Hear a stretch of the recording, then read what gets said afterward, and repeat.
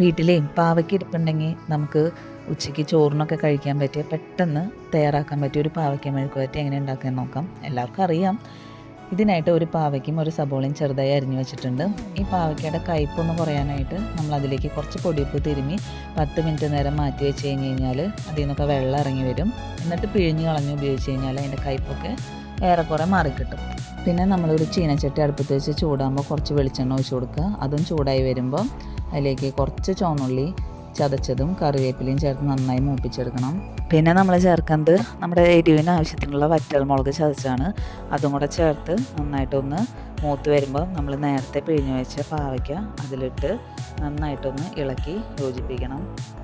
പാവയ്ക്ക ഇട്ടതിന് ശേഷം തീ ലോ ഫ്ലെയിമിലാക്കിയിട്ട് നമ്മൾ ഒന്ന് മൂടി വെച്ച് വേവിക്കണം. ഈ സമയത്ത് ഉപ്പ് കുറവാണെങ്കിൽ ഒന്ന് ചേർത്ത് കൊടുക്കണം കേട്ടോ. നമ്മൾ നേരത്തെ പാവയ്ക്കയിൽ ഉപ്പ് തിരുമ്മി വെച്ചപ്പോൾ അതിൽ കുറച്ച് ഉപ്പ് ഉണ്ടായിരുന്നു. പിന്നെ പിഴിഞ്ഞ് കളയുമ്പോൾ കുറച്ച് ഉപ്പ് പോവും. അതുകൊണ്ട് നോക്കിയിട്ട് വേണം നമ്മൾ ഉപ്പ് ചേർത്ത് കൊടുക്കാനായിട്ട്.